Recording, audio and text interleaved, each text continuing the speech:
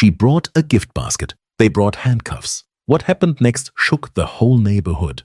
It was a sunny afternoon in suburban America, 72 degrees, blue skies, and the gentle hum of lawnmowers in the distance. A picture-perfect day in a picture-perfect neighborhood. But beneath the manicured lawns and freshly power-washed driveways, something darker was waiting. Angela and Marcus Thompson had just moved in, full of hope and hospitality. With a gift basket in hand, complete with California wine, artisan crackers, and a handwritten note, they set out to greet their new neighbors. Angela, a warm and confident woman, believed in kindness. Marcus, steady and thoughtful, supported her every step.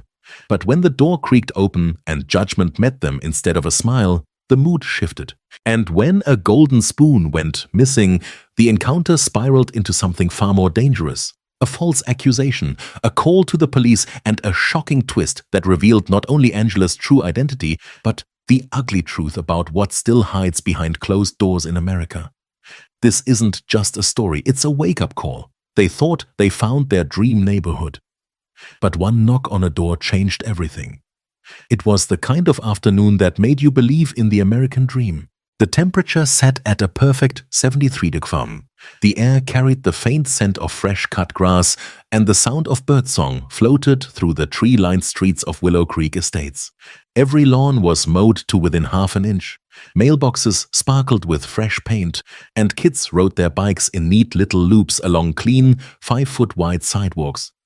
To any outsider, this place was paradise, a safe, quiet, close-knit community tucked just 25 miles outside the city. And for Angela and Marcus Thompson, it was everything they'd worked for. After years of saving, scraping, and sacrifice, they had finally closed on their first home. A charming 2-story, colonial with a wraparound porch and a backyard big enough for summer barbecues and maybe someday a swing set.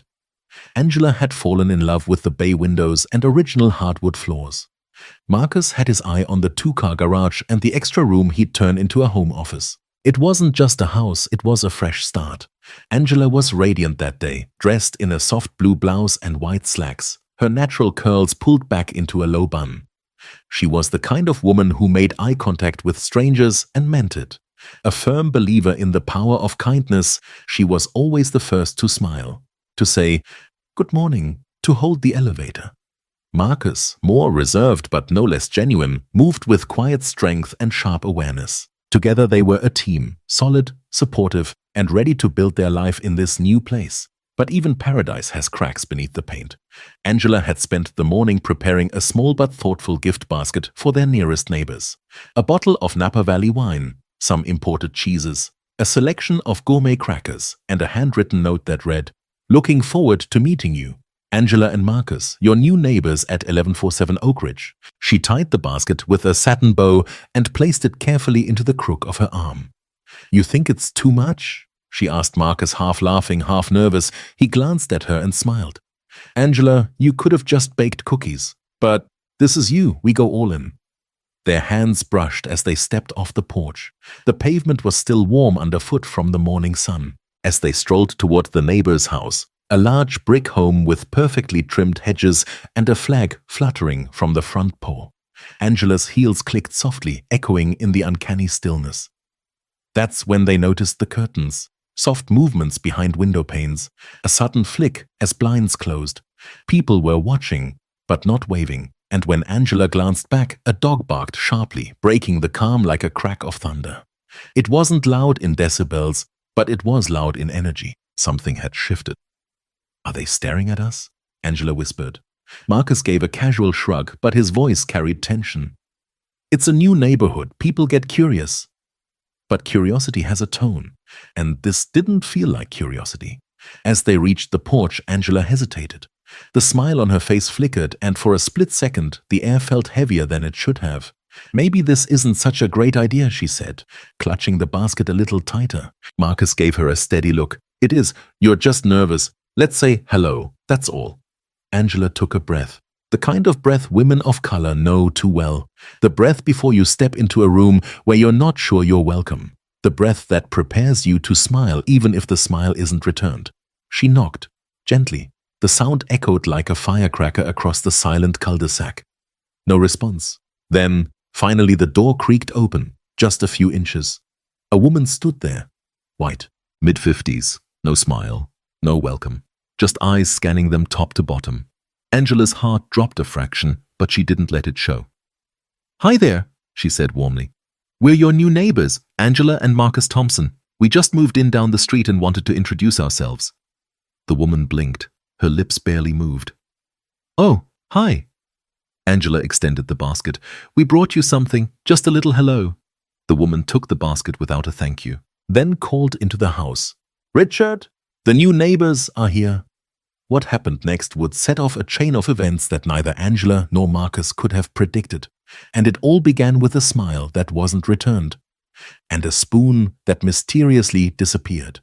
One golden spoon, one dangerous lie, and one moment that changed everything. Angela hadn't expected the moment to feel this tense. She had come with a basket of kindness, literally, and left her own front porch with nothing but good intentions. But now, sitting stiffly on a cream-colored couch that smelled faintly of lemon polish, she couldn't ignore the chill in the air. The house was beautiful, impeccably clean, every cushion perfectly fluffed. The large windows let in plenty of sunlight, but the energy felt anything but warm. Richard, the man of the house, was pleasant, even charming. But Sarah, his wife, was a different story. Sarah hadn't smiled once since she opened the door. She hadn't even said thank you when Angela handed over the carefully prepared gift basket. She just called for her husband and stepped back, like she was letting a salesman in the house, not a neighbor. Angela tried to stay positive. She complimented the decor. She offered to help in the kitchen. She asked gentle, polite questions. But Sarah's responses were clipped, mechanical. Her body language was stiff, her eyes darting. There was a tension humming beneath her skin that made Angela's instincts stir. Still, Angela followed her into the kitchen. That's what good neighbors do. The space was stunning. White quartz countertops, a stainless steel double-door fridge, and a commercial-grade espresso machine. It was the kind of kitchen you'd see on the cover of Better Homes and Gardens. And it was spotless, almost too spotless. Angela scanned the counters and her eyes landed on something curious. A small golden box sitting just beside the coffee machine. It shimmered faintly under the under-cabinet lights, ornate and beautiful, like an antique jewelry case. Her curiosity sparked. "Wow," Angela said, her voice light. "That's gorgeous. Is it an heirloom?" Sarah's hand froze mid-air, halfway to the coffee pot. There was a pause, just long enough to make the air feel heavy. "It's special," Sarah replied sharply. Angela blinked, taken aback by the sudden change in tone. She hadn't meant anything by it. It was just a compliment. "It's been in my family for years," Sarah added, her words clipped. Then, without another glance, she reached out, grabbed the golden box and shoved it into a high cabinet, slamming the door shut. Angela felt the tension knot in her stomach. She smiled gently, trying to smooth things over. "I'm sorry, I didn't mean to pry. It's just so beautiful." Sarah didn't respond. She turned back to the coffee, her shoulders rigid. The only sound was the slow drip from the espresso machine. No conversation, no warmth, no friendliness. "Is there anything else I can help with?" Angela offered, still holding on to her composure. "No," Sarah said flatly. "I've got it." Angela hesitated, then slowly walked back into the living room where Marcus and Richard were laughing about something. For a moment it felt almost normal again, comfortable. But that feeling vanished the instant Sarah returned. She stood just inside the doorway, arms crossed tight across her chest. Her expression had shifted, now unreadable. Her lips were a thin, hard line. "Wait," she said abruptly. "I'm missing something." Angela turned, confused. "I'm sorry?" "One of my gold spoons," Sarah said, voice rising. "It's gone." The room went still. Marcus straightened. "I'm sure it's just misplaced," he said calmly. "No," Sarah snapped. "It was in the box, the one she was looking at." Angela's heart dropped. "Excuse me? You were the only one in the kitchen with me," Sarah said, pointing directly at her. "And now it's gone." Angela stared at her, stunned. Her breath caught in her throat. Her mind raced. Was this really happening? Marcus stood up. "That's ridiculous," he said. "Angela wouldn't—" "I think we need to check her bag," Sarah interrupted. Angela's voice was quiet but clear. "You can check it. I have nothing to hide." She unclasped the bag resting beside her on the couch and handed it over. Her hands shook, but she kept her chin up. Sarah practically snatched it and opened it wide, and then pulled out a small gold spoon. "There it is," she said, voice triumphant. Angela's entire body went cold. She stared at the spoon, unable to process what she was seeing. Her stomach churned. I didn't, she began. "She took it," Sarah snapped, holding the spoon up like a trophy. "You all saw her eyeing that box. She waited until my back was turned." Marcus moved between them. "This doesn't make any sense. She came here with a gift. Why would she steal a spoon?" Richard looked stunned, but Sarah was already pulling out her phone. "I'm calling the police." "Sarah, maybe we should—" Richard tried, but she cut him off. "No, I'm serious. She took it. I'm not letting this go." She dialed quickly and spoke into the phone with eerie calm. "Yes, I'd like to report a theft. The suspect is still here."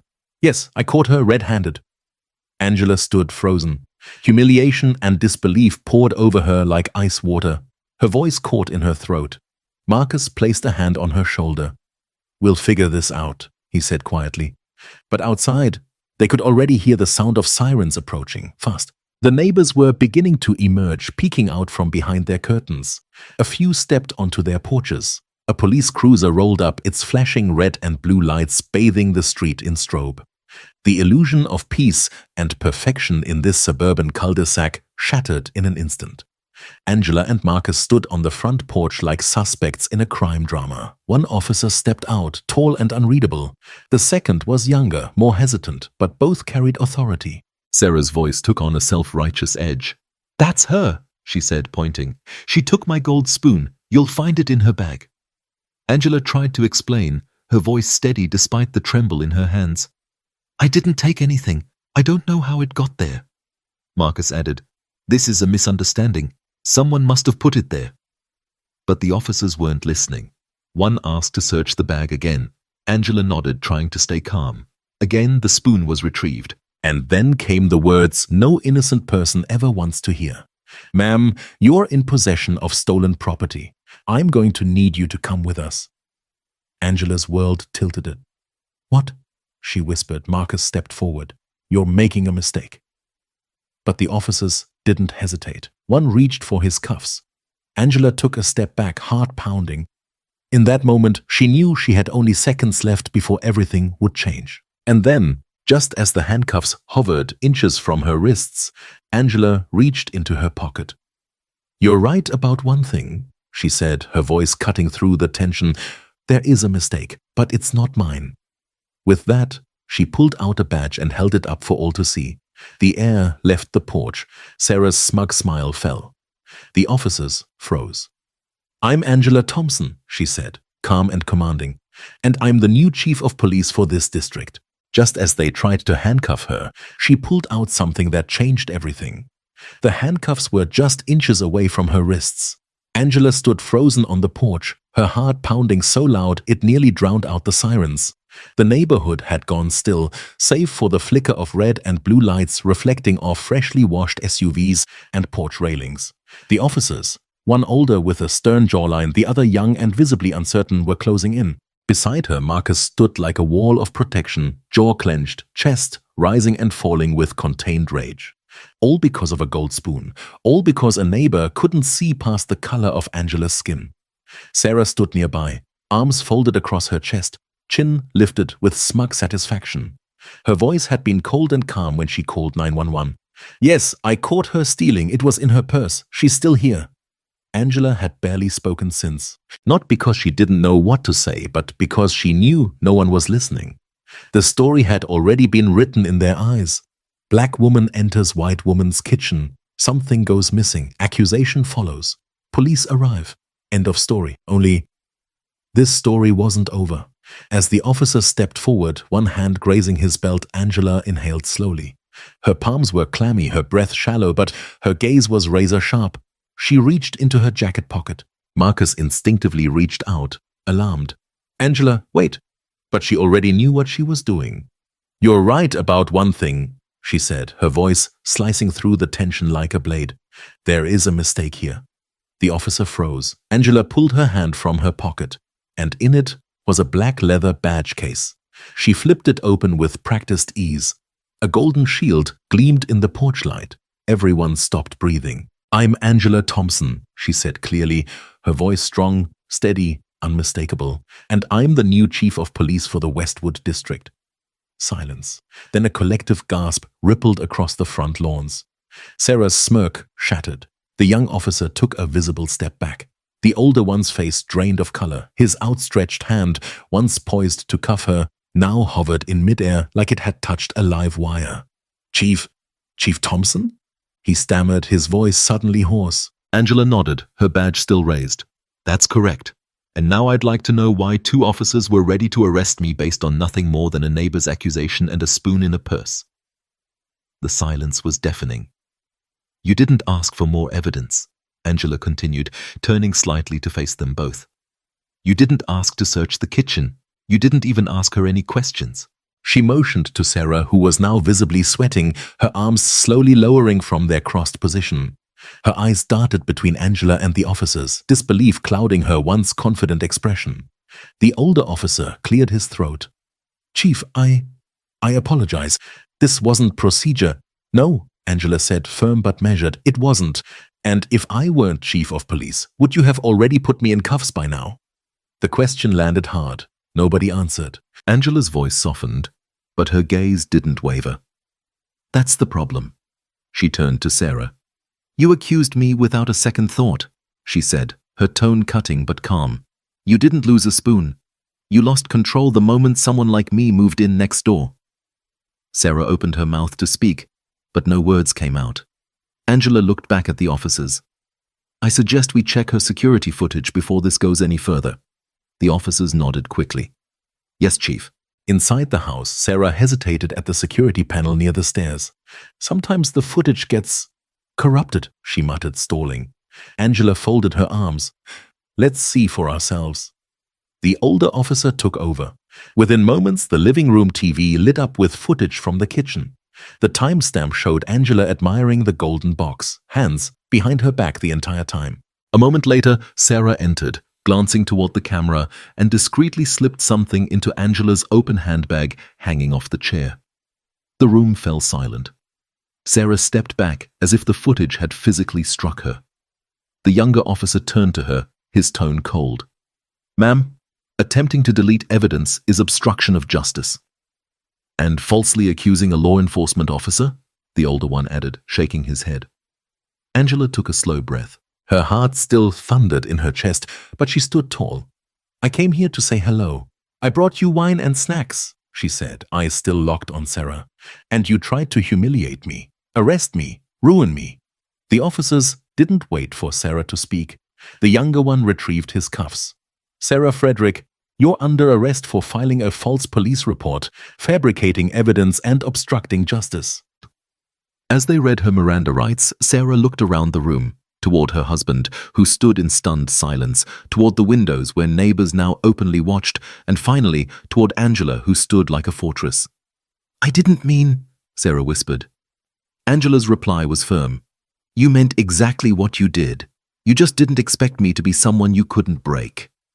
Outside, the police car idled at the curb. As the cuffs clicked around Sarah's wrists and she was escorted to the car, Angela stepped out onto the porch. Dozens of eyes followed her, the neighbors now quiet with shock. She raised her badge for all to see. "This isn't over," she said. "This is just the beginning. We thought they didn't belong. Now we're the ones who need to change." A neighborhood confronts the truth. The patrol car disappeared around the corner, leaving behind more than just the image of a woman in handcuffs. It left a silence so dense you could feel it in your chest. Angela and Marcus stood on their porch, watching as the flashing lights faded into the distance. The sun was beginning to set, casting a warm glow across the quiet cul-de-sac. But the air still felt cold. Neighbors who had gathered during the commotion now stood motionless on their lawns. Lawn chairs that had been pulled forward in curiosity were quickly folded up. Children were ushered back inside. Curtains twitched closed. But no one could unsee what had just happened. For a long moment, no one said a word. And then Angela broke the silence. She stepped forward, her voice low but unwavering. "I know what some of you were thinking when you saw those lights," she said, looking directly at the neighbors clustered on porches and driveways. You thought, here we go again. People like them always bring trouble. A few people glanced down at their shoes. Others avoided eye contact altogether. But Angela kept going. The truth is, we didn't bring anything but kindness, she said. We brought a gift basket, a warm hello, a willingness to connect. She paused, scanning the small crowd. But instead of being welcomed, we were suspected. Instead of being greeted, we were watched. And when something went missing, we weren't given the benefit of the doubt. We were blamed. Marcus stepped up beside her. His voice was calm but full of weight. We moved here because we believed this neighborhood was a good place to build our future. Safe, peaceful, fair, he said. We believed in the promise of the American dream, but today we learned that dream doesn't look the same for everyone. Angela nodded. And the worst part? This isn't new. Her voice cracked slightly, but she didn't stop. This is something black families face across this country. At grocery stores, in classrooms, at job interviews, and yes, even in the neighborhoods where we own homes, pay taxes, and raise our children. She took a breath, steadied herself. We live with the quiet judgment, the side glances, the unspoken rule that we have to be twice as kind just to be treated half as decent. Now the silence was different, heavier, honest. Mrs. Lee, an elderly woman from 2 doors down, stepped forward, her garden gloves still on. You're right, she said softly. We saw it, we all saw it, and we did nothing. That was the moment something shifted. What began as a confrontation turned into a conversation, a necessary reckoning. People began to murmur, to nod. A man in a faded Dallas Cowboys hoodie stepped forward and said, I've lived here 15 years. I thought I knew my neighbors, but I didn't know myself as well as I thought. Angela didn't smile. Not yet. This wasn't a feel-good ending. It was a beginning, and beginnings are always uncomfortable. In the days that followed, something rare happened. Angela and Marcus didn't pack up and leave. They stayed. More than that, they leaned in. The following Saturday, Angela sent out an invitation on the neighborhood app. It read, Let's talk, real talk, our porch, 6:30 p.m. Bring a chair and an open mind. At first, it felt like a gamble. Marcus wasn't sure anyone would show, but when 6:30 p.m. rolled around, there were already 3 families waiting outside their gate, folding chairs in hand. By 6:45, there were 14 people, spaced out under string lights and a sky turning lavender. Someone brought iced tea, someone else brought cookies, no one brought judgment. Angela stood at the top of the porch steps and spoke her truth, not just about what happened with Sarah, but about a lifetime of navigating spaces where she was both visible and invisible all at once. About the mental gymnastics of being not too loud, not too confident, not too intimidating. And people listened, not out of politeness, but because they were beginning to understand. That night turned into a series. Every Wednesday for the next month, Angela and Marcus hosted what became known as Porch Talks. Each session tackled something real: implicit bias, neighborly accountability, how to raise anti-racist kids, and how silence can be just as harmful as action. One week, a white father stood up and said, I used to tell my son we don't see color, but now I realize that means we're ignoring it. That means we're ignoring you. Another week, a teenage girl tearfully admitted, I didn't know I was repeating the same stereotypes I saw on TV, until Angela helped me see it. Soon, these conversations weren't just about race. They were about empathy, trust, listening deeply, and choosing community over comfort. The HOA board, which had been notably silent in the past, invited Angela to speak at the next meeting. The same neighbors who once stared in suspicion were now nominating her for a leadership role. Even the local middle school invited Angela to talk to 8th graders about identity, courage, and justice. The story had started to spread, not as gossip, but as a case study in grace under pressure. And what about Sarah? Angela chose not to press full criminal charges. She believed justice wasn't always about punishment. It was about transformation. Sarah was required to write a formal apology and complete 60 hours of community education, including attending the very porch talks she once mocked. At first, she sat in silence, arms crossed, but slowly, week by week, she began to listen, then speak, then admit. One night, Sarah stood up in front of the group, her voice shaky. I was wrong, she said. I saw your skin before I saw your soul. And I don't expect forgiveness, but I'm asking for a chance to do better. Angela looked at her, not with bitterness, but with clear eyes. Then start with action, she said. Words are easy, change is hard, but if you're willing, we'll walk with you. That night, no one clapped, but no one looked away either. And that meant something. In a country where neighborhoods are often divided by more than just fences, what happened on Oak Hill Lane was a reminder. Real change doesn't come from silence. It comes from conversations on porches, in living rooms, in schools, and in hearts. It comes when we listen, really listen, to those whose experiences we've never lived, but can choose to understand. It comes when courage is louder than comfort. And thanks to Angela and Marcus, change had finally arrived. From division to unity, how a neighborhood was transformed by one woman's courage. The morning after Sarah was arrested, a different kind of silence swept through Oak Hill Lane. Not the suspicious, tension-laced quiet that had followed Angela and Marcus since they moved in, but a thoughtful, reflective silence. A silence of people beginning to reckon with who they had become and who they could choose to be next. It didn't happen overnight. Healing never does, but it started right there on that quiet street where manicured lawns once meant more than human dignity and where a golden spoon had almost destroyed a woman's reputation. Angela and Marcus didn't move away. They planted deeper roots. They didn't just rebuild trust, they redefined it. Angela's weekly porch talks continued, but soon expanded beyond their property line. Local news picked up the story. Chief of police falsely accused, chooses education over retaliation. A nearby high school invited Angela to speak. Churches began requesting community sessions.